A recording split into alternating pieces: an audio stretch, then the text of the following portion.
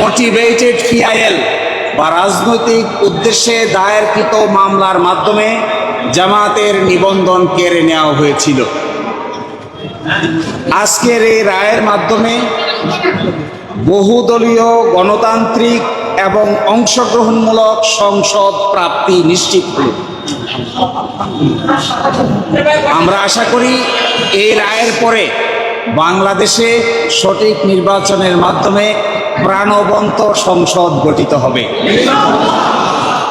জাতি, ধর্ম, বর্ণ, শ্রেণী নির্বিশেষে সকলেই তাদের ইচ্ছা অনুযায়ী ভোটাধিকার প্রয়োগ করে জামাত ইসলামের নেতৃবৃন্দকে বেছে নিবেন, এটা আমরা প্রত্যাশা করি। এবং আমরা এটাও প্রত্যাশা করি বাংলাদেশের আগামী সংসদে ইন্টারেস্টিং এবং কনস্ট্রাকটিভ বিতর্ক হবে, যার মাধ্যমে ডেমোক্রেসি একটি স্থায়ী রূপ লাভ করবে।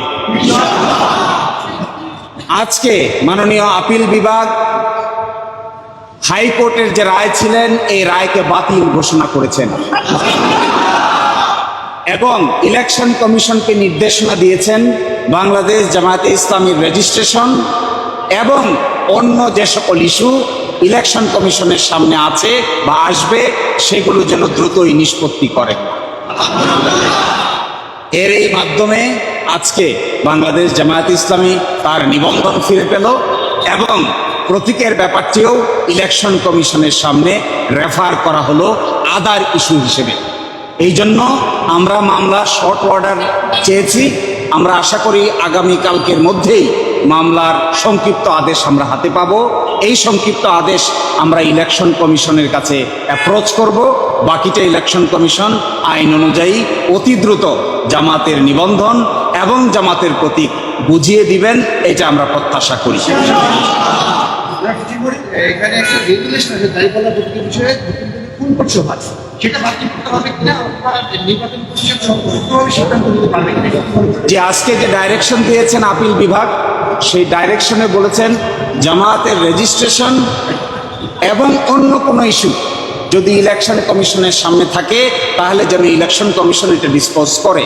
এই অন্য ইস্যু বলতে আমরা বোঝাচ্ছি এটি হলো প্রতীক সংক্রান্ত ইস্যু। আমরা আশা করি ইলেকশন কমিশন নিবন্ধনের ইস্যু নিষ্পত্তি করবেন, একই সাথে অন্য ইস্যু হিসেবে দাঁড়িপাল্লা প্রতীকের ব্যাপারটিও নিষ্পত্তি করবেন।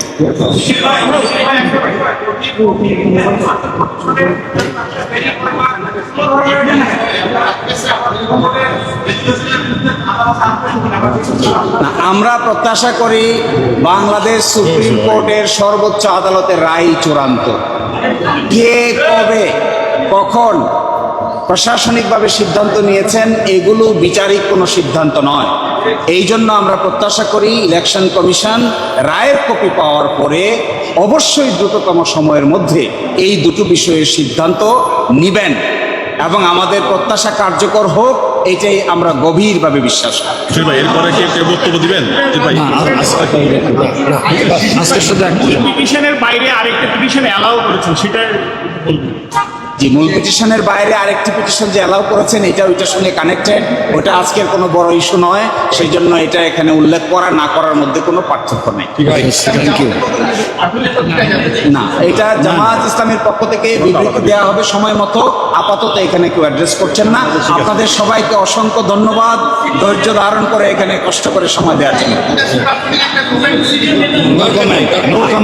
আপনাদেরকে ধন্যবাদ।